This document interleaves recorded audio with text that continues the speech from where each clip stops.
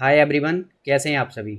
चलिए आज हम बात करेंगे अपने एकलव्य सीरीज की 15th लेक्चर की। 14 वीडियोस मैंने आपको पहले ही प्रोवाइड कर दी हैं, जिसमें मैंने आपको काफ़ी अच्छे से बताया हुआ है कि सीजीएल हो या एसएससी का कोई भी एग्ज़ाम आपको वोकैब किस तरह से कंप्लीट करनी है। मैं आपको यहाँ पर न्यू कीवर्ड्स बता रहा हूँ जो आपके लिए काफ़ी इंपॉर्टेंट हैं, जो एग्ज़ाम्स में बार बार रिपीट होते हैं। पूरी सीरीज पीवाईक्यूज़ बेस्ड है कि पीवाईक्यूज़ किस तरह से आते हैं, किस तरह से हमें ऑप्शन से एलिमिनेट करने हैं। ठीक है, तो जैसा मैंने यहाँ पे लिखा हुआ है, मैंने यहाँ लिखा है कंप्लीट वोकैब। इसका मतलब वोकैब में जो भी पोर्शन आता है, चाहे आपका एंटोनिम हो, सिनोनिम हो, ठीक है, बनवर्ड हो, ईडियम्स, फ्रेजेस, जो भी चीज़ वोकैब में आती है वो सारी चीज़ें यहाँ पे कंप्लीट हो रही हैं एक ही सीरीज में। कोई एक्स्ट्रा सीरीज लेके आने की ज़रूरत नहीं पड़ेगी। इसके अलावा मैं आपको क्वेश्चन सॉल्विंग अप्रोच भी बता रहा हूँ, QSA, कि जब एग्जाम में आप बैठे हैं तो क्वेश्चन को कैसे सॉल्व करना है जो वोकैब से रिलेटेड है। ठीक है, जब चीज़ें आपको आती हैं तो आपको ऑन द स्पॉट कैसे टिक करना है, कितने टाइम में, और जब आपको चीज़ें नहीं आती तो ऑप्शन से एलिमिनेट करके आंसर्स तक कैसे पहुंचना है। तो ये चीज़ें हम यहाँ पे सीखते जा रहे हैं और अपना वोकैब भी कंप्लीट होता जा रहा है। चलिए देखते हैं आगे किस लेक्चर में हम क्या नया सीखने वाले हैं। सबसे पहले आप ये देख लो, मैंने इस वोकैब की सीरीज की सबसे पहली वीडियो यही बनाई थी कि एसएससी सीजीएल की वोकैब जो है वो वेस्ट ऑफ टाइम है। ऐसा मैंने क्यों बताया? क्योंकि इसमें मैंने ये बताया है आपको कि आप जिस हिसाब से वोकैब कर रहे हैं उसमें आप क्या गलती कर रहे हैं, आपको वोकैब कैसे करनी चाहिए, किस तरह से आप वोकैब कर सकते हैं कि आपको बोरियत ना हो। वरना सबसे ज़्यादा वोकैब में होता ही है कि हम बोर होने लगते हैं, हमें कुछ याद नहीं रहता। आगे की हमने वोकैब याद की तो पीछे की भूलते चले जा रहे हैं। ठीक है, हम बहुत सारे एंटोनिम सिनोनिम याद कर रहे हैं एक ही शब्द के लिए, जिसकी बिल्कुल भी ज़रूरत नहीं है, जो हर बार बोलता हूँ मैं अपनी वीडियोस में। तो जो इन सीरीज को, इसकी जो वीडियोस देख रहे हैं उन्हें पता है मैं हर बार जो चीज़ें बोलता हूँ जो इंपॉर्टेंट है वो तो रिपीट कर रहा हूँ। लेकिन जो पहली बार आए हैं वो अगर देखना चाहें तो इस वीडियो को देखें, उन्हें अच्छे समझ में आ जाएगा कि ये सीरीज पूरी किस बारे में है और कैसे उन्हें इससे हेल्प मिलने वाली है। चलिए हम शुरू करते हैं। तो आज मैं सीजीएल 2024 में 18 सितंबर की शिफ्ट 2 सॉल्व कराऊंगा और बताऊंगा कि वोकैब कैसे करनी होती है। देखिए फ्रेंड्स, हमें यहाँ पे ग्रुप ऑफ वर्ड्स, तो ये जो दिया इसका आंसर बताना, तो ये तो हम देखेंगे, पहले हम ये देख लेते हैं इनके मतलब। Biennial, perennial, biannual. तो बाई एनुअल का मतलब होता है साल में 2 बार होने वाला, साल में 2 बार होने वाला। ठीक है, अब होने वाला या होने वाली कुछ भी मान लो आप। तो कोई भी इवेंट अगर साल में 2 बार होता है, ठीक है, यदि आपके एग्जाम्स 2 बार हो रहे हैं, जैसे सेमेस्टर चलते हैं ना 6 6 महीने में, 2 बार हो रहे हैं, तो वो बाई एनुअल चीज़ हो गई कि एनुअल मतलब साल में और बाई मतलब 2। बाई जहाँ भी लगा होता है उसका मतलब 2 से निकलता है। ठीक है, जैसे आपने बायनोमियल वगैरह सुना होगा ना, बायनोमियल, पॉलिनोमियल, तो ये बायनोमियल 2 टर्म को रिप्रेजेंट करते हैं, तो ये सब हो गया।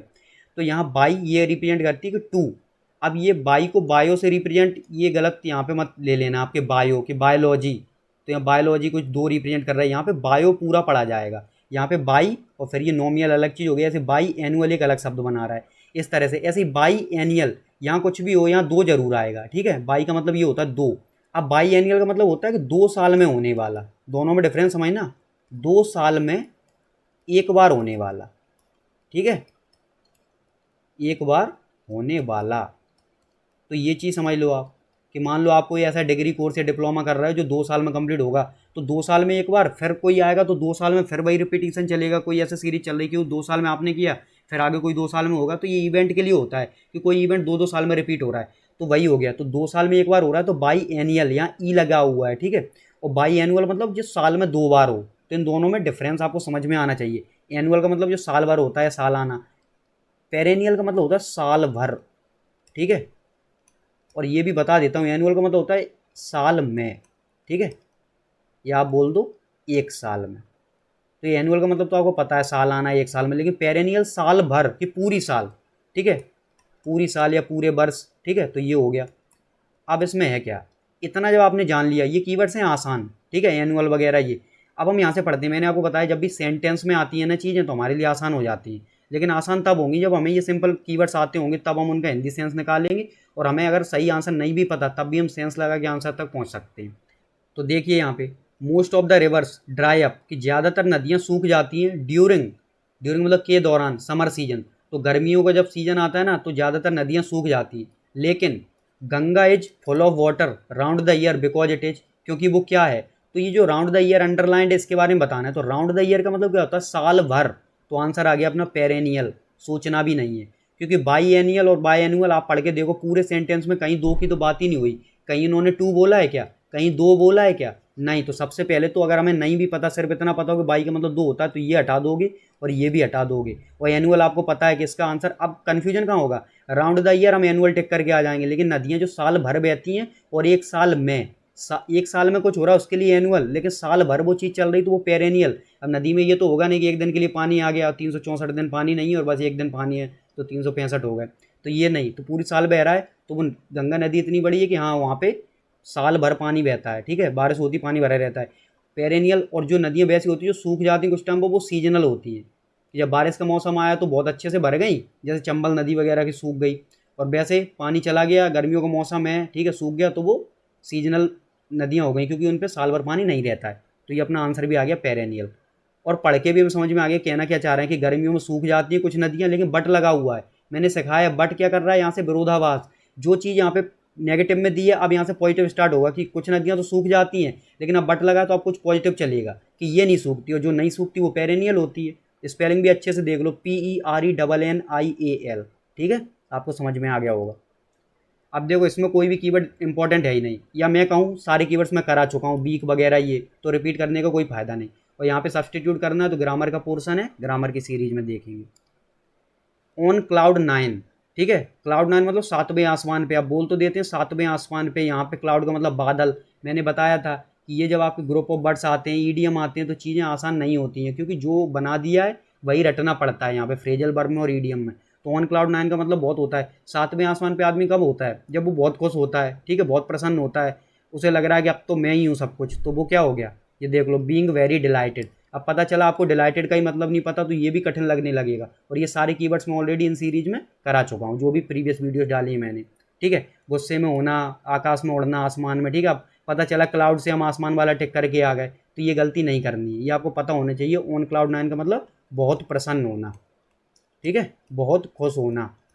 तो आपको नहीं पता तो आपको on the spot note down करना, जैसा मैं आपको बताता हूँ। पता है तो स्किप करो, रिवीजन हो गया आपका, आगे बढ़ो। अब ये देखो जंबल ऑर्डर, इससे तो हमें कुछ करना नहीं। स्केप और सस्पेंडेड, स्केप का मतलब होता है बच निकलना, ठीक है, ये कीवर्ड्स करा चुका हूँ ऑलरेडी। बच निकलना, कहीं से आप भाग निकले, बच निकले, तो स्केप, बाल बाल बचना। सस्पेंड का मतलब क्या होता है, तो देखो सस्पेंड का एक मतलब होता है लटकना, कोई चीज़ झूल रही है, लटक रही है। और सस्पेंड का एक मतलब होता है निलंबित होना, ठीक है।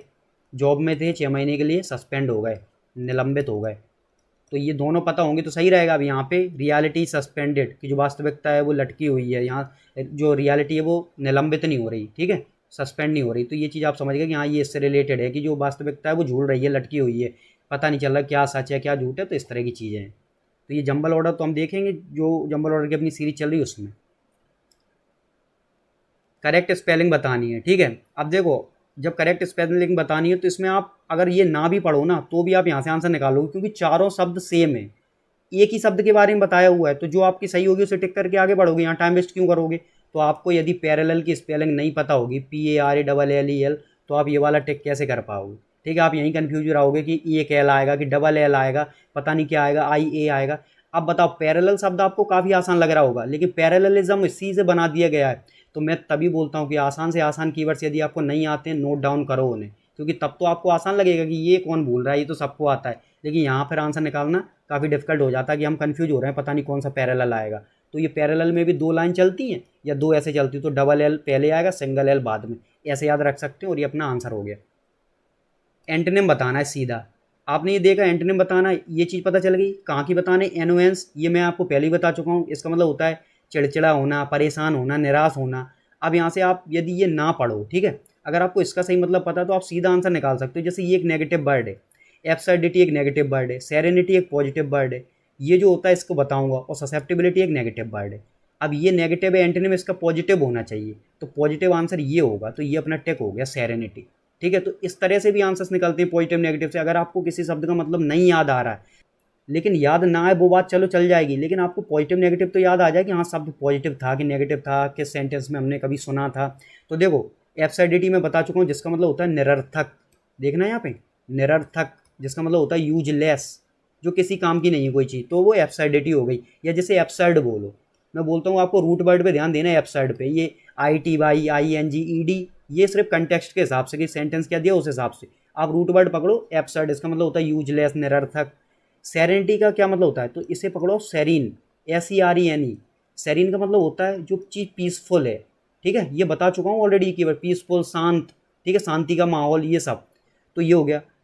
ये ससेप्टिबिलिटी, इसका मतलब होता है वल्नरेबिलिटी, ठीक है, वल्नरेबिलिटी, जिसका मतलब होता है अनसेफ, ये समझो आप, जिसका मतलब होता है असुरक्षित।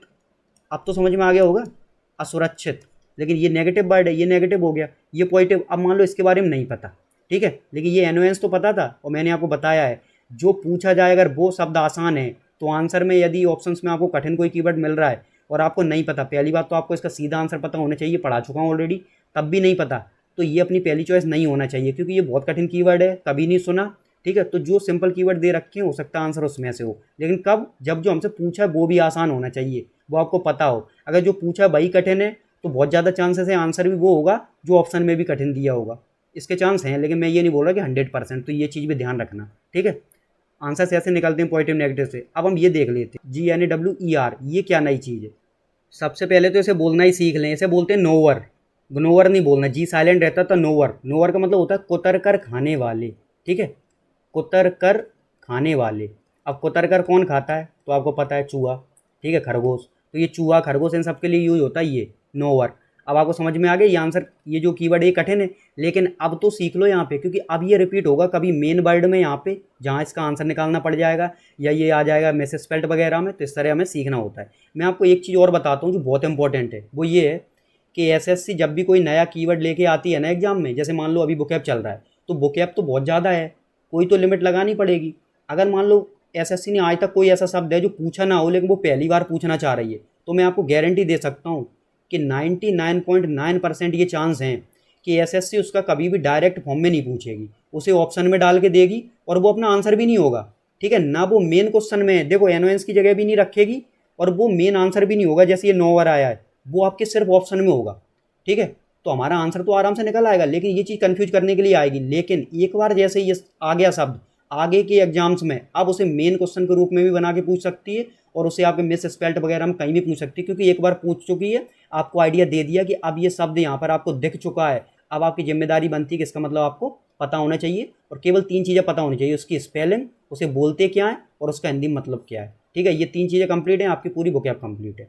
तो ये भी बता दिया। अब ये नोवर है ना, ये यहाँ पे इंट्रोड्यूस किया गया है, हो सकता है इससे पहले कभी पूछा ही ना हो, लेकिन अब होगा आगे क्या कि ये मेन क्वेश्चन बनाएंगे, या फिर इसको तो यहाँ वैलिडिटी मिल ही गई कि ऑप्शन में तो आप कहीं भी पूछ लेंगे, कोई प्रॉब्लम नहीं है। अब हमें देखना ग्रुप ऑफ वर्ड्स किसके लिए, अब बिटर पिल, तो ये क्या है, बिटर मतलब कड़वा और पिल मतलब होती है टैबलेट, ठीक है, दवाई गोली।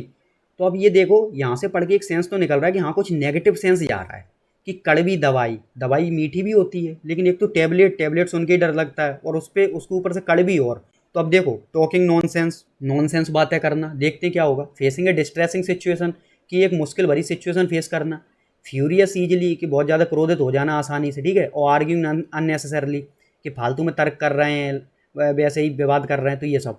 तो आप ये देखो कि एक बिटर पिल, एक हमें कड़वी दवाई क्या करनी पड़ रही है, तो सोच के देखो खानी पड़ रही है, और जब इसे खाएंगे तो हम एक बुरी सिचुएशन में पहुंच गए, डिस्ट्रेसिंग सिचुएशन, तो आंसर आ गया अपना, ठीक है। हम किसी से ये नहीं कि चैट करने लगे या किसी से लड़ाई झगड़ा करने लगे, ऐसा नहीं कि हम क्रोधित हो गए, ऐसा नहीं कि हम नॉनसेंस बातें करने लगे, हम अपने आप को ऐसी सिचुएशन पा रहे हैं कि मन नहीं हो रहा खाने का लेकिन खानी पड़ रही है, ठीक है, डिस्ट्रेसिंग सिचुएशन, तो आंसर आ गया। या ये सोच लो कि दवाई कब खानी पड़ती है, जब हम बीमार होते हैं, दिक्कत होती है, तो डिस्ट्रेसिंग सिचुएशन होती है, तो ये आ गया। तो ऐसे आपको कनेक्ट करना होता है। अब आपको याद रहेगा कि अब बिटर पिल किसके लिए होता है, जब परेशानी हो, ठीक है, स्थिति प्रतिकूल हो, ठीक है, अनुकूल ना हो, प्रतिकूल स्थिति बोलते हैं ना, या आप बोल सकते हो जब सिचुएशन आपके अगेंस्ट हो, ये सब चीज़ें। प्रिंसिपल्स, अब मैं यहाँ से आपको 2 चीज़ें सिखाता हूँ, देखो एक तो प्रिंसिपल की स्पेलिंग ये समझ लो, PAL, ठीक है, एक प्रिंसिपल की यहाँ तक तो सेम है, लेकिन PLE, इन दोनों डिफरेंस देखो, PRINCI PAL और यहाँ पे PLE, इसका मतलब होता है प्राचार्य, ठीक है, जो आपके प्रधानाचार्य प्राचार्य है ना स्कूल में, जब हम पढ़े थे वहाँ पे तब थे। और प्रिंसिपल का मतलब होता है सिद्धांत, ठीक है, सिद्धांत, रूल्स, नियम, ये समझ गए आप। तो ये चीज़ हो गई, इन दोनों में ये डिफरेंस हो, और गलतियाँ करवाते हैं। तो ये देखो कि लोग एडमायर करते हैं उन्हें जो रहते हैं सेम प्रिंसिपल के साथ जो उन्हें सिखाए जाते हैं, तो यहाँ पर प्राचार्य के साथ नहीं, सिद्धांतों के साथ। तो ये गलती है इसमें और ये एरर यही है अपना। अब जब ये पता होगा तो चाहे बुकैब मान लो चाहे से ग्रामर मान लो, ठीक है, पढ़ के देखोगे तो आसानी से आंसर निकल आएगा कि हाँ यहाँ पे ये वाला नहीं, यहाँ पे ये आएगा, क्योंकि सिद्धांतों की बात हो रही है। कि लोग जो सिद्धांत सीखते हैं, जो नियम उन्हें सिखाए गए हैं उसके हिसाब से चलते हैं तो लोग उनकी तारीफ़ करते हैं। ठीक है, आप बोलते कुछ हो, चल किसी हिसाब से रहे तो उसमें प्रॉब्लम है, तो लोग तारीफ़ नहीं करेंगे और बुरा बोलेंगे। तो ये चीज़ आपको समझ में आ गई। ऐसे आपको आंसर निकालना है, तो ये यहाँ पे गलती है, तो कहाँ पे प्रिंसिपल, ये गलत है यहाँ पे। ठीक है, लाइसेंस का मतलब होता है परमिट, ये आपको पता है। ऑल इंडिया परमिट को, ट्रक को ऑल इंडिया परमिट मिला हुआ, कहीं भी जा सकता है। ठीक है, गाड़ी को मिला हुआ तो वो लाइसेंस हो गया। अब ये देखो, सब्सटीट्यूट करना है या रिप्लेस करना है, seek, he seek for the wallet in his pocket. अब देखो ये ग्रामर का है तो इसमें कुछ बताना भी नहीं है क्योंकि ये सारे कीवर्ड्स आपको बता चुका हूँ। अब देखते हैं इसे, डाउनपोर, इसका मतलब होता है तेज बारिश। ठीक है, बहुत तेज बारिश, तो वो हो गया डाउनपोर। कितने आसान हो गई चीज़ें हमारे लिए, केवल एक कीवर्ड देखना पड़ रहा है, सारे कीवर्ड पड़े हुए हैं। ग्रामेटिकल एरर बताना है, आगे देखेंगे। ठीक है, तेज बारिश, झमाझम बारिश, मूसलाधार बारिश, कुछ भी समझ लो आप।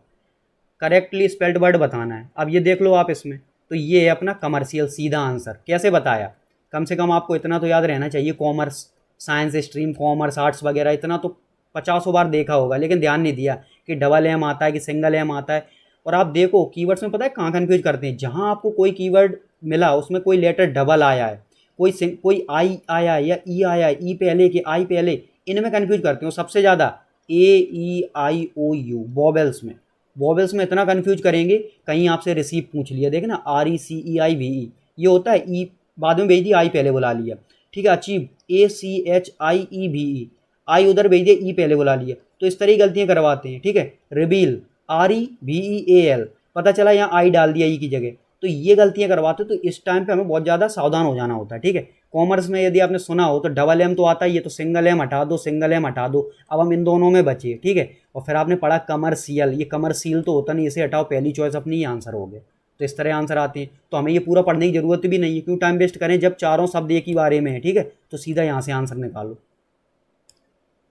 सिनोनिम पढ़ना है। ठीक है, किल्टर का मतलब होता है बैलेंस्ड सिचुएशन।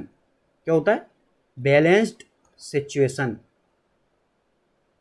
अब ये होता क्या है कि जो स्थिति कैसी है, बैलेंस्ड है। ठीक है, संतुलित है। ठीक है, संतुलित, मैंने आपको बताया था, जो क्वेश्चन आपसे पूछा गया कीवर्ड, अगर वही कठिन है तो चीज़ें हमारे लिए हो जाती हैं कठिन। अब हमें मान लो किल्टर का ही मतलब नहीं पता, तो इनका मतलब पता भी हो तब भी चीज़ें कठिन हो सकती हैं। सैम्बल्स, डिसरिपेयर, ऑर्डर आपको पता है, ऑर्डर दे दिया, हुक्म दे दिया, या फिर कोई चीज़ एक व्यवस्थित तरीके से रख दी। डिसरिपेयर, कोई चीज़ अस्त व्यस्त है, कोई चीज़ सही स्थिति में नहीं है, डिसरिपेयर है। ठीक है, रिपेयर का मतलब सही स्थिति में, डिसरिपेयर ये हो गया। एनार्की क्या होता है, एनार्की का मतलब होता है नो रूल्स, ऐसा समाज जिसमें कोई भी नियम कायदे कानून नहीं है, अपने मन से चल रहा है, जिस व्यक्ति का जो मन है वो करे, तो वो हो गया एनार्की, जिसे हम अराजकता बोलते हैं। अराजकता। अब यहाँ राजा से ये समझो कि चाहे तो हमारा देश है, उसमें राजा कौन, संविधान। ठीक है, संविधान के हिसाब से चलनी चाहिए तो उसे राजा मान लो। ठीक है, प्रेसिडेंट बैठे हुए हैं, पीएम बैठे हुए हैं, तो उनके हिसाब से वो चीज़ें चल रही हैं, तो कोई तो है जो ऊपर से लीड कर रहा है। ठीक है, तो पूरा एक सिस्टम बना हुआ है। लेकिन एनार्की कोई नहीं है, किसी के ऊपर कोई नहीं, सब अपने मन से चल रहे हैं, तो कोई रूल नहीं है, तो वो अराजकता का माहौल हो गया, ये चीज़ हो गई। सैम्बल्स, इसका मतलब क्या होता है, अस्त व्यस्त जगह। ठीक है, अस्त व्यस्त जगह, कोई अस्त व्यस्त जगह है। ठीक है, किसी के रूम में गया, पूरा उथल पुथल मचा हुआ, अस्त व्यस्त है। या फिर जर्जर स्थान। ठीक है, टूटा फूटा, जर्जर, ये सब समझ में आ गया आपको। सैम्बल, सैम्बल का एक मतलब ये भी होता है लड़खड़ा कर चलना। ठीक है, लड़खड़ा कर चलना, तो ये भी हो गया एक मतलब। अब यहाँ पे हमें ये ढूंढना है किल्टर। अब मान लो हमें किल्टर का मतलब ही नहीं पता कि इसका मतलब संतुलित स्थिति होती है। ठीक है, ये लिख लो आप, संतुलित स्थिति, या इसका मतलब होता है बैलेंस सिचुएशन। तो इसके लिए सिनोनिम यही नहीं पता कि क्या मतलब है, पॉजिटिव है कि नेगेटिव, तो हम जरा यहाँ पे रख के देखते हैं। एनार्की हो गया, नो रूल्स, अराजकता एक नेगेटिव हो गया, ऑर्डर एक पॉजिटिव वर्ड हो गया, डिसरिपेयर एक नेगेटिव वर्ड हो गया। ठीक है, अब सैम्बल्स, सैम्बल्स अस्त व्यस्त, जर्जर स्थान एक नेगेटिव हो गया। अब आप जरा देखना, यहाँ पे 3 नेगेटिव हैं और एक पॉजिटिव है, तो हमारे दिमाग में आएगा कि कुछ हो ना हो, इन तीनों का हटाओ, हमारी पहली चॉइस ये बनना चाहिए। ठीक है फ्रेंड्स, और अपना आंसर भी यही है, ऑर्डर पॉजिटिव। जबकि हमें किल्टर का मतलब नहीं पता, लेकिन यदि हमें सैम्बल, डिसरिपेयर, ऑर्डर और एनार्की पता है तो हम पॉजिटिव नेगेटिव से भी अपना अप्रोच ले सकते हैं। मैं ये नहीं बोल रहा कि 100% सही निकलेगा, लेकिन जब हम तुक्का लगाएंगे उससे अच्छा हम इंटेलिजेंट गैसिंग लगाएं कि हाँ इस तरह से भी आंसर कभी निकलते हैं, और कई बार निकलते हैं। तो ये देखो, जब बैलेंस सिचुएशन है, संतुलित स्थिति है, तो ऑर्डर हो गया संतुलित स्थिति, संतुलन में होना। एनआर की कोई रूल नहीं है, डिसरिपेयर आप समझ गए, सैम्बल आप समझ गए। और ये अस्त व्यस्त जगह या जर्जर, तो ये किल्टर का क्या हो गया, ये यहाँ पे एंटोनिम हो गया। अगर आपको ये पता हो, एंटोनिम पूछा होता तो ये टिक हो जाता, और ये हो गया। तो यहाँ पॉजिटिव नेगेटिव से भी समझ में आ गया। जब ये आंसर आ गया पॉजिटिव, तो यहाँ पे फिर ये नेगेटिव, ये कैसा रहा होगा, सिनोनिम बताना, तो ये भी पॉजिटिव रहा होगा। तो ये आइडिया लग गया। और मतलब अभी भी नहीं पता मान लो आपको, ठीक है, और अब आप सीख लो, कभी भी अब आ जाए तो ये भी नहीं करना पड़ेगा पॉजिटिव नेगेटिव, क्योंकि उसमें भी टाइम जाएगा थोड़ा बहुत, सीधा याद होगा, टेक करोगे, आगे बढ़ जाओगे। तो ये समझ लो आप। अब ये देखो सिनोनिम इसमें भी बताना है। टेंडेंसी का मतलब होता है प्रवृत्ति, ये सब बता चुका हूँ आपको, ठीक है, कि आपकी टेंडेंसी प्रवृत्ति कैसी है, आप क्या, किस तरफ आपका टिल्ट है, किस चीज़ में आपको इंटरेस्ट है, ये सारी चीज़ें। इसका सिनोनिम बताना तो ये होता है प्रोननेस, ठीक है। आपने ये प्रोन सुना होगा, पता है कहाँ सुना होगा, हाईवेज पे सुना होगा, जैसे लिखा रहता है एक्सीडेंट प्रोन एरियाज, कि यहाँ पे दुर्घटना संभावित क्षेत्र। तो संभावना है उस चीज़ की, मतलब उस चीज़ की तरफ टिल्ट है, उस चीज़ की तरफ वहाँ पे बहुत ज़्यादा झुका हुआ है वो, मतलब मान लो एरिया या झुका हुआ का मतलब क्या होता है, उस चीज़ का झुकाव उस तरफ है, उस चीज़ का रुझान उस तरफ है, ठीक है, ये चीज़ है। तो प्रोननेस निकल आया, ये कैसे, हाईवे पे कभी गए ही होगे, हाईवे पे ध्यान दिया हो तो ये पढ़ा होगा, तो हम ऐसे याद करते हैं कहीं ना कहीं तो हमने सुना है, और टेंडेंसी आपको पता है, तो सीधा टेक हो गया ये, इनके बारे में देखना भी नहीं है। लेकिन जब ऑप्शन आते तो एक नज़र हमने डाली जल्दी से और आंसर अपना मिल गया। लेकिन अब मत छोड़ना, आप सीख लो। एवर्जन बता चुका हूँ, इसका मतलब होता है घृणा, किसी चीज़ से हमें घृणा है, नफरत है, वो चीज़ हमें पसंद नहीं है, तो वो एवर्जन हो गया। डिस्टेस्ट का मतलब भी यही होता है, ये दोनों सिनोनिम है एक दूसरे के। डिकॉय का मतलब ये समझ लो अब, लालच देने वाली चीज़, ठीक है, लालच देने वाली चीज़, कोई भी चीज़ है जो लालच दे रही है, लालच पैदा कर रही है मन में, प्रलोभन दे रही है, ठीक है, ललचाया जा रहा है, चाहे वो पैसे हो या कोई भी अवार्ड है, कुछ भी दिया जा रहा है, गिफ्ट दी जा रही, तो वो उसे डिकॉय बोलेंगे। जैसे जो जंगलों में वो कैद करने के लिए आते हैं ना जानवरों को, तो पहले उन्हें वो लालच देंगे, कुछ खाने पीने का डाल दिया, फिर वो फंस गए उसमें, तो वो डिकॉय हो गया, जो भी चीज़ उन्होंने डाली है उन्हें पकड़ने के लिए। तो ये चीज़ हो गई, ठीक है, आंसर आपको मिल गया। आगे बढ़ते हैं। अब ये देखो सब्सटीट्यूट करना है इनकेपेबल की जगह, आपको पता है सब्सटीट्यूट का मतलब अदला बदली करनी है, तो इसकी जगह हम क्या बदल के लाएंगे, उसी के जैसा शब्द। उसी के जैसा का मतलब क्या, सिनोनिम। तो ये इनडायरेक्टली सिनोनिम पूछ रहे हैं आपसे, ये भी आपको पता होना चाहिए। तो इनकेपेबल जो किसी चीज़ के लायक नहीं, सक्षम नहीं है, तो इसका इनकेपेबल क्या, इनकॉम्पिटेंट हो गया। कैपेबल आपको पता है एंटोनिम बनाएगा, हटा दो। अगर आपको पता है इनसफिशियंट होता है इसका मतलब, ये सब पढ़ा चुका हूँ आपको, ठीक है। इनसफिशियंट, या फिर ये आपका रिवीजन है, बहुत सिंपल कीवर्ड्स हैं। पावरफुल आपको पता है, तो सीधा आंसर मिल गया, आपको ये पढ़ना भी नहीं है। लेकिन सेंटेंस में दिया तो चीज़ें और भी आसान हो जाएंगी। Bankrupts are those who are incapable to pay their debts, इसे डेट पढ़ते हैं, डेप्ट नहीं है ना। डेट का मतलब होता है कर्ज, ठीक है, जो कर्जा है ना वो। बैंकरप्ट का मतलब होता है दिवालिया। दिवालिया सुना होगा कि इतना कर्जा ले लिएगा, उसे चुकाने के बाद लिए पैसे नहीं बचे उनके पास, तो दिवालिया, आर्थिक रूप से कमज़ोर हो गए, ठीक है। बैंकरप्ट, आर्थिक तंगी हो गई उन्हें बहुत ज़्यादा, कि मान लो 100 करोड़ का लोन लेके बैठ गए और पैसे अब उनके पास 10 लाख भी नहीं है, तो कैसे चुकाएंगे 100 करोड़ का लोन, तो ये दिक्कत हो गई। तो इनकेपेबल, अब इतना हम पढ़ेंगे, ये तो अच्छी बात है, सेंटेंस में दिया तो हमारे लिए चीज़ और भी आसान हो गई। वैसे तो हमें इनकेपेबल का मतलब डायरेक्टली पता होना चाहिए, तो इनकेपेबल मतलब इनकॉम्पिटेंट, जो अक्षम है, इसका मतलब अक्षम होता है, और कैपेबल का मतलब सक्षम होता है, तो ये आंसर सीधा ही है, इनकॉम्पिटेंट। एंटोनिम पूछा होता तो कैपेबल हो जाता, इस तरह से। अब ये देखो सिनोनिम बताना है, और कीवर्ड्स आपको दिख रहा है कि 3 कीवर्ड्स इसमें रेड में है, मतलब बहुत ज़्यादा डिफिकल्ट है, इतने आसान नहीं है। और जो पूछा है वही आसान नहीं है, तो ये तो कठिन हो गया यहाँ पे। तो ये किसी के लिए भी ये क्वेश्चन आसान नहीं होने वाला, या तो वो तुक्के लगा के आएंगे इसमें, या फिर वो थोड़ा बहुत सेंस होगा तो उससे इंटेलिजेंट गैसिंग लगाएंगे, और जिसे पता होगा तो उसके लिए बहुत अच्छी बात होगी, ठीक है। तो इसे कैंडोन पढ़ते हैं, कैंडोन। अब मैं यहाँ पे 2 शब्द सिखाता हूँ आपको, एक तो ये CONDONE कैंडोन, और एक होता है CONDEMN, इसे कंडेम पढ़ते हैं। कंडेम का मतलब होता है निंदा करना, ठीक है, आलोचना करना, निंदा करना, बुराई करना, तो ये हो गया। और कैंडोन, इसका मतलब होता है किसी की गलती को नज़रअंदाज करना, ठीक है। तो ये दोनों अलग चीज़ें हैं, किसी की गलती को, ठीक है, नज़रअंदाज करना, तो ये चीज़ आपको समझ में आ गई, ये हो गया। तो क्यों बताया मैंने, क्योंकि दोनों एक जैसे हैं, कहीं कन्फ्यूज ना हो जाए। इसे कैंडोन पढ़ते हैं, इसे कंडेम पढ़ते हैं, ठीक है। तो निंदा करना और किसी गलती को नज़रअंदाज करना। सोलेस का मतलब इमोशनल सपोर्ट देना, ठीक है, इमोशनल सपोर्ट देना। कोई मानसिक रूप से बहुत ज़्यादा टूट गया तो उसे हम सपोर्ट दे रहे हैं, कुछ नहीं, अच्छा होगा, कोई दिक्कत नहीं है, ठीक है, ऐसे इस तरह। तो इमोशनल सपोर्ट देना या सांत्वना देना बोलते हैं, सांत्वना देना, तो ये चीज़ हो गई। पेनल्टी आपको पता, पार्डन का मतलब होता है क्षमा मांगना, ठीक है, क्षमा मांगना, पार्डन, या फिर क्षमा करना भी होता है, क्षमा करना, माफ़ी देना, ठीक है। तो सॉरी बोलते हैं, तो सॉरी मतलब हम माफ़ी मांग रहे हैं, और पार्डन दोनों भी यूज होता है। मैंने कुछ बोला, आपने सुन नहीं पाया, तो आपने बोला पार्डन मतलब मैंने सुन नहीं पाया, तो ऐसे करके फिर मैं रिपीट कर दूंगा, ठीक है, आपने बोला मैं नहीं सुन पाया तो मैंने बोला पार्डन, तो क्षमा मांगना भी हो गया, क्षमा करना भी हो गया कि पार्डन, ठीक है, मैंने माफ़ कर दिया। तो इस तरह की चीज़ें हो गई। सॉलिसिट्यूड, इसका मतलब चिंता, ठीक है, सहानुभूति। अब ये पता क्या है सॉलिसिट्यूड, जैसे पेरेंट्स अपने बच्चों के लिए बहुत ज़्यादा चिंता कर रहे हैं, बहुत ज़्यादा सहानुभूति है, या फिर देखभाल की भावना, देखभाल की भावना। यदि आपने मान लो अपने आसपास एक दो लोगों को ऐसा देखा जो मतलब जिनकी उम्र हो चुकी है, उन्हें काफ़ी प्रॉब्लम होती है डेली जो काम है वो भी करने में, खाना बनाने में, कोई भी है, ठीक है, चल फिर नहीं पा रहे हैं, तो आप में एक देखभाल की भावना आ जाती है कि आप यदि वहाँ से गुजर भी रहे हैं तो एक नज़र आप देख लेते हो कि ठीक तो हैं वो, ठीक है, सही से कुछ ज़रूरत तो नहीं पड़ रही। तो इस तरह की चीज़ें होगी सॉलिसिट्यूड। आपको उनकी हल्की सी चिंता है, सहानुभूति रखते हो आप उनसे, तो ये सब उसको बता रहा है। अब यहाँ पे क्या होगा कि आप नज़रअंदाज कर रहे हो किसी गलती को, तो उसके लिए देखो यहाँ पे सुनोने में बताना है, तो ये क्षमा मांगना या क्षमा करना ही तो हो गया, नज़रअंदाज करना, किसी ने गलती कर दी तो आपने उसे माफ़ कर दिया, तो ये पार्डन हो गया। तो अब देखो शब्द ये है, फिर यहाँ से आंसर निकला, ये कठिन, मैंने बताया था कि कैंडोन आ गया तो ये कठिन लग रहा है, तो इसका आंसर इनमें से हो सकता है क्योंकि ये भी कठिन है। तो अब आप या तो सॉलिस के साथ जाओगे या सॉलिसिट्यूड के साथ जाओगे, पार्डन के साथ नहीं जाओगे, तो यहाँ गलत भी हो सकता है। लेकिन जब हमें नहीं पता, हमें जब कुछ पता ही नहीं है, तो कम से कम कोई आइडिया तो दिमाग में है कि हाँ ऐसे भी आंसर आते, तो वो इंटेलिजेंट गैसिंग मैंने आपको बताई। और सबसे ज़्यादा कठिन तभी होता है जब हमारे यहाँ मेन जो क्वेश्चन है वो कठिन आ जाए, और यहाँ पे जब दिया हुआ है तो गारंटीड ये पहले कहीं ऑप्शन में भी आया होगा, और आएगा जब और शिफ्ट कराऊंगा तो दिखाऊंगा आपके यहाँ ऐसे रिपीट हो रहा है, तब ये यहाँ पे पूछा गया है, ठीक है। अप्रोप्रिएट मीनिंग बतानी, तो पग्नेसियस का मतलब और इसके ये अप्रोप्रिएट मीनिंग का मतलब यहाँ भी सुनोने में ही पूछा हुआ है, तो ये चीज़ आपको समझनी होती है, ठीक है, कि सुनोने में कि क्या है। एरोगेंट का मतलब पता है, घमंडी, इम्पेशेंट पता है, जो उतावला हो रहा है। बास्पिस्ट, गुड टेम्पर्ड का मतलब हो गया अच्छे स्वभाव वाला, ठीक है, जिसका स्वभाव अच्छा है, गुड टेम्पर्ड, अच्छे स्वभाव वाला, नेचर अच्छा है, बिहेवियर अच्छा है।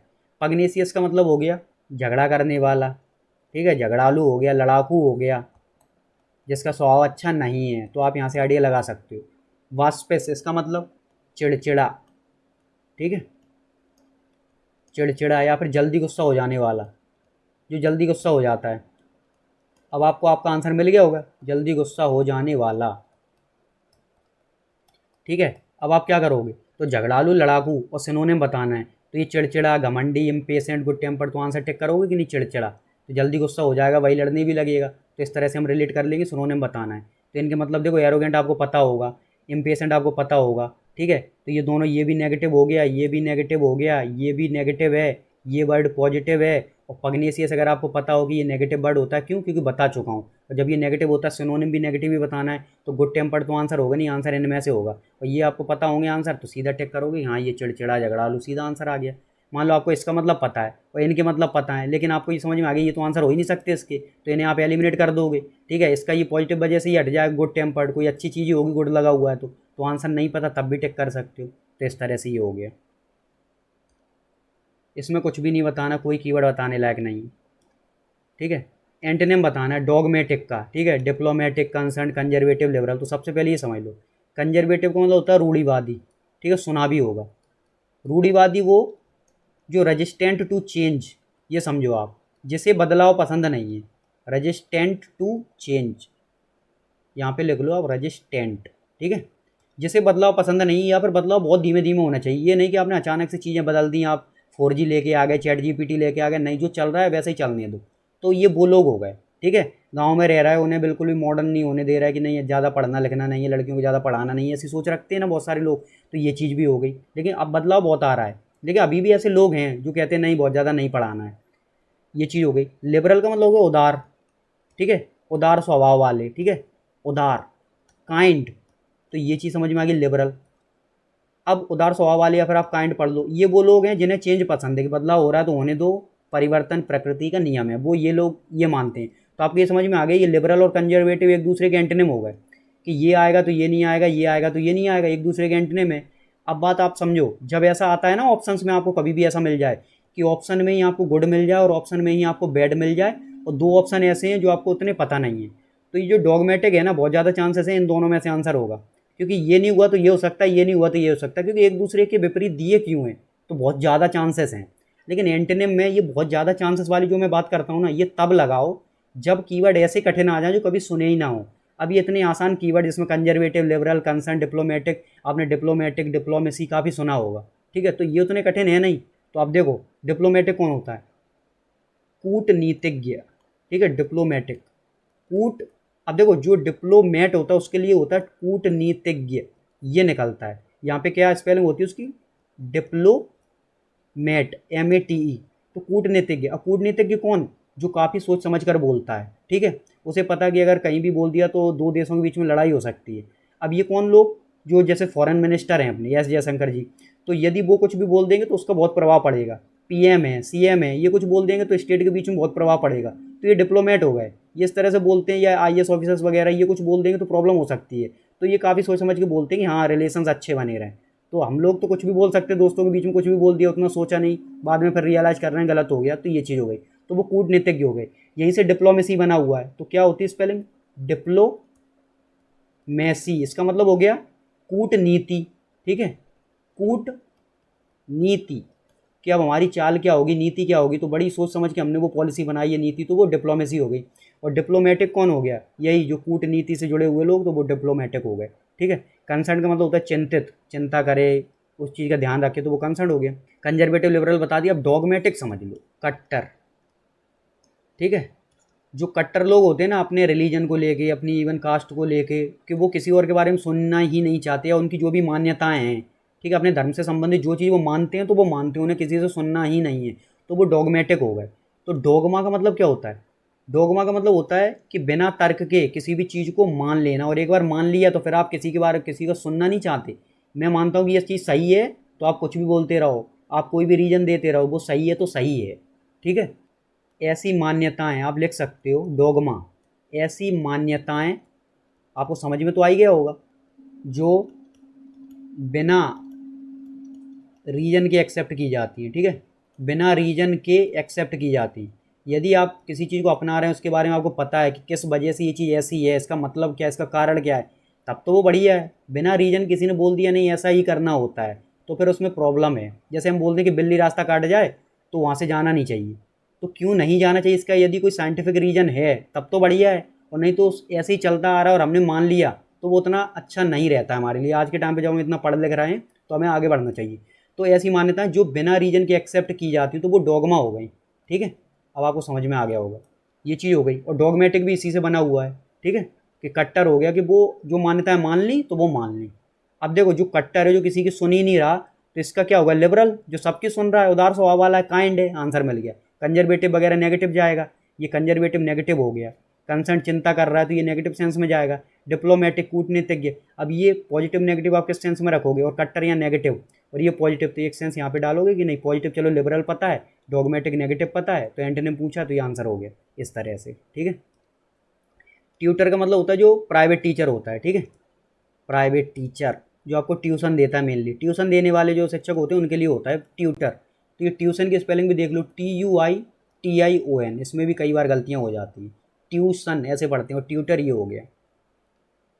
क्लॉज टेस्ट तो देख लेते हैं। एबिल शैडो, शैडो का मतलब होता है परछाई, ठीक है, परछाई। एबिल का मतलब होता है बुराई, बुराई, बुरी परछाई, ये वही है।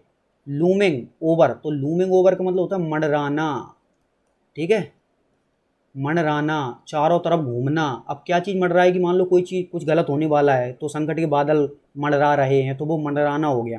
फेस्टिविटीज़ का मतलब होता है उत्सव, त्योहार, ठीक है, ये हो गया उत्सव, त्योहार। ग्लूम का मतलब बताया था, दुख, कष्ट। सौरो का मतलब पीड़ा, कष्ट। ग्लूम का निराशा, ये सब हो गया। बाकी सब शब्द बता चुका हूँ, कुछ भी नहीं है इसमें, ठीक है, इसमें कुछ भी नहीं है। डीमोनेटाइजेशन बहुत अच्छे से पता है आपको, रिवाइज करवा दे रहा हूँ। नोटबंदी हुई थी 2016-17 के आसपास, नोटबंदी, पुराने नोट खत्म, नए नोट आ गए थे। इकोनॉमिक बूम, अब इकोनॉमी पता है आपको, तो अर्थव्यवस्था से संबंधित, तो आर्थिक वृद्धि। बूम का मतलब तो पता है ना, बूम, राइज हो रही है कोई चीज़, आर्थिक वृद्धि। सेड का मतलब क्या होता है, छप्पर, ठीक है, सेड, क्या आपने छप्पर, टीन सेड बोलते हैं, तो वो टीन सेड नहीं, टीन सेड होता है कि हाँ छप्पर बना दिया, तो ये जहाँ पे हम थोड़ी देर के लिए ठहर सकते हैं। होवर का मतलब होता है मंडराना, ठीक है, वही अभी आपको बताया। सेड का एक मतलब और होता है गिराना, ठीक है, पत्तियां गिराते हैं ना पेड़ अपनी, तो वो हो गया गिराना, कि उन्होंने लीव कर दी, छोड़ दी, पत्तियां गिरा दी। ऑनरस वीरेट सैल्यू टर्मिनेट आपको पता है, तो इसे ऑनरस पढ़ते हैं, ठीक है, वन रस नहीं ऑनरस, तो इसका मतलब कठिन, या फिर डिफ़िकल्ट, कुछ भी मान लो। तो कोई चीज़ कठिन या डिफ़िकल्ट है तो ऑनरस, ठीक है। विरेट, विरेट का मतलब कड़ी निंदा करना, ठीक है। बहुत ज़्यादा बुराई करना, कड़ी निंदा करना, आलोचना करना। तो कड़ी निंदा करना, बुराई करना, ये चीज़ हो गई, ठीक है। ये समझ में आ गया आपको, आगे बढ़ सकती है। ये शब्द आपको पता है, सैल्यूट, टर्मिनेट ऑलरेडी बता चुका हूँ। इम्पीड, इम्प्लीकेट, इम्पीड का मतलब, अब ये आपको ये शब्द देखना है, IMPEDE, ये होता है इम्पीड। यहाँ पे आपको देखना है इम्प्लीकेट, IMPLICAT, ये इम्प्लीकेट। इस तरह से जो अपने रूट वर्ड हैं, रुकावट डालना, ठीक है, रुकावट डालना। इम्पीड का मतलब रोकना, बाधा डालना। इम्प्लीकेट, किसी अपराध या गलत काम में फंसाना, किसी अपराध या गलत काम में फंसाना, ठीक है। गलत काम में फंसाना, किसी को फंसा दिया, झूठा नाम लिखवा दिया, होता है ना ऐसा, तो ये चीज़ हो गई। किसी अपराध या गलत काम में फंसाना, शामिल कर लेना, तो ये हो गया इम्प्लीकेट करना। इम्पीड हो गया रुकावट डालना, ये सारी चीज़ें हो गई। तो फ्रेंड्स आज के लिए इतना ही, ये सारी चीज़ें आपको बता दी अच्छे से, ठीक है। क्लॉज टेस्ट में कोई प्रॉब्लम है तो आप ये सीरीज देख सकते हैं। 18 वीडियोस करा दी हैं, और भी वीडियोस लाऊंगा, लेकिन बेसिक क्लॉज टेस्ट पूरा कंप्लीट हो चुका है। आपको कोई भी प्रॉब्लम नहीं आएगी यदि आपके मार्क्स नहीं इंप्रूव हो रहे हैं या आपको बहुत प्रॉब्लम आती है, ठीक है। चलिए मिलते हैं अगली वीडियो में, तब तक के लिए आप पढ़ाई करते रहें।